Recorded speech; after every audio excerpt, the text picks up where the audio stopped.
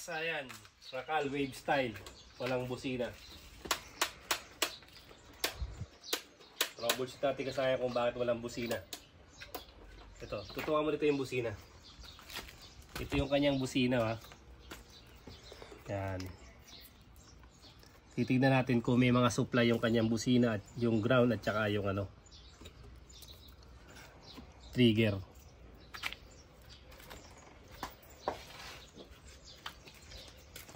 Lagay lang natin sa negative ng battery. Tapos, eto, tusukin natin yung light green. Dapat iilaw siya.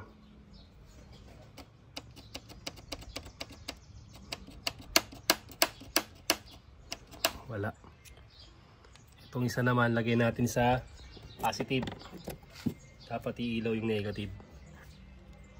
Okay, meron yung negative natin.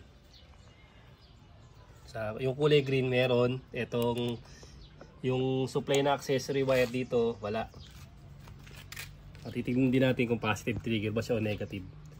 Gagawin natin kasi tatanggalin muna namin takip. Babalikan namin kayo. Ito na kasi nabuksan na natin. Tapos pag hugot ko rito, ito na yung wire niya, bumigay na yung wire niya. Puro kalawang. Titignan natin kasi kung ito yung naging problema, yung kalawang ba na to o talagang sa wiring.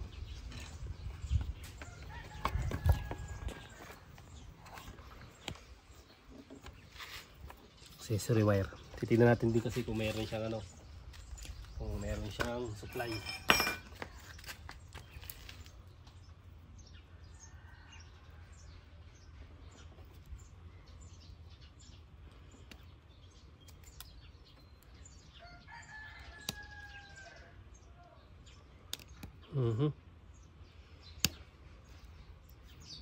Problema yung wire.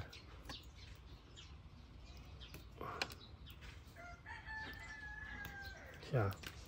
Yung accessory wire. Negative ng battery. Tapos accessory wire.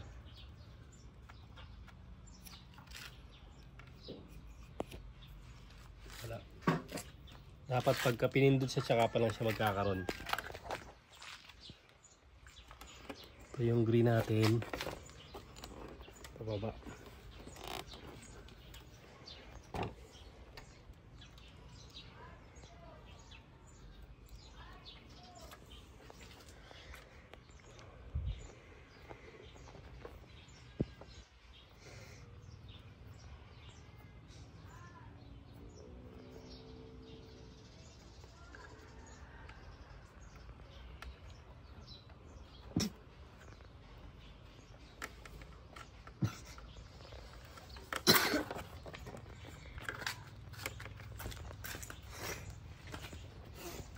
Gagawin natin, walang supply yan.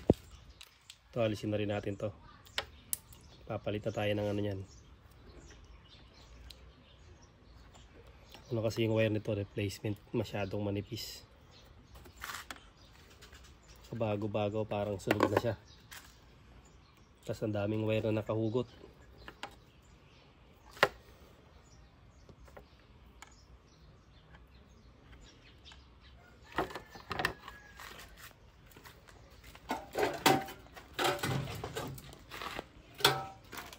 Tutok mo lang sa wire, huwag ka lang para nakatutok ka lang sa gagawin natin. Ito yung kanyang trigger. Yung dalawa, ito yung kanyang busina.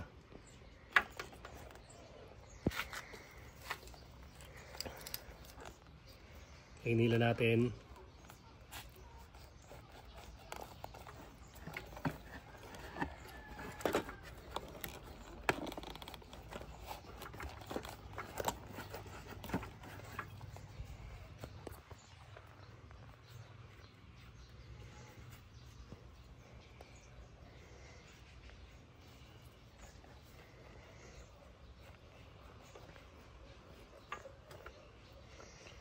Kasi susupply natin to ng na accessory wire. Balik natin to dito. Lagyan natin ito ng accessory wire, kung tutunog na siya pag pinagdikit natin. Pag-jumper tayo dyan.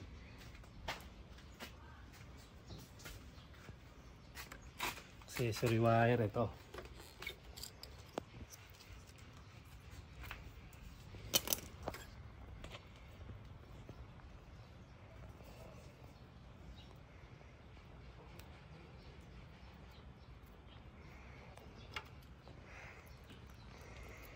Solid black.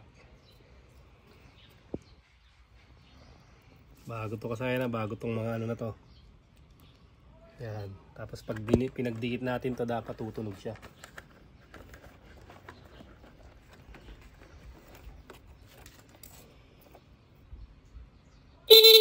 Okay. Tumunog na yung ano natin. Ibig sabihin walang supply ng accessory wire itong linya na to. Ngayon, ganito ang gagawin natin.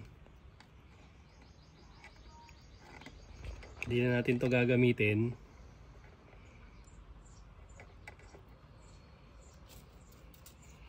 Subukan natin.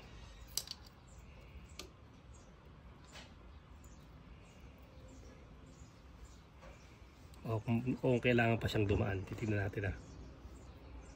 Siya kasayan na, busina. Okay na. Ang naging sira niya kasayan, ito. Wala siyang ano, wala tong accessory wire, walang accessory wire na pupunta rito. Bali ano siya, positive trigger yung nakalagay sa kanya. Ito, kumbaga to, bypass na to. Ang magsusupply na rito panibagong linya ng accessory wire. Kaysa buuin pa natin to, duktungan pa natin dito, madodoble lang, kuha na lang tayo ng accessory wire at yun ang ilalagay natin dito sa may ano ng pindutan. Magpapalit tayo ng ano ng pindutan dito, yung pinaka suksukan. Ito pwede yata itong ganito, yung suksukan lang yung kukunin natin. Tignan natin ha.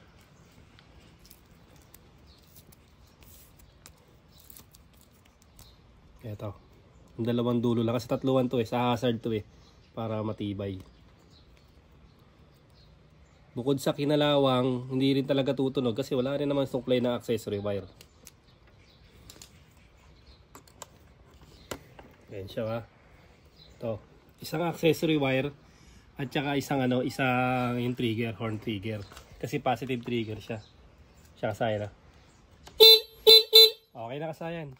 Ganun lang yung pagtitest. Kailangan i-test nyo lang yung kailangan may supply siya. Kailangan nyo lang siyang i-test yung ating busina kung may supply parehas to. Ito kasi kailangan pag pinindot natin yung busina, saka siya magkakaroon. Kung negative trigger naman, ilagay lang natin sa positive yung yung busina at itusukin natin ng ng test light, saka natin ipabusina, iilaw din siya. Kung negative trigger yung natin. Bali ito positive trigger. Kaya pag tinry natin siya, kung positive trigger, lalagay lang natin to sa negative. Ayan, naka-negative ha. Naka-negative siya, tapos pag tinusok natin itong dalawa, dapat wala siyang iilaw. Wala parehas iilaw. Ayan siya ba? Walang iilaw sa dalawa na yan. Iilaw lang siya pag pinindot natin. Kasi nga positive trigger. Ayan siya kasaya, no? Sana'y meron kayong nakuha kahit konti sa ating pagkakapit ng ng busina, na nawalan ng busina sa Racal Wave Style. Nandito na lang mga kasayan. Salamat sa panunod.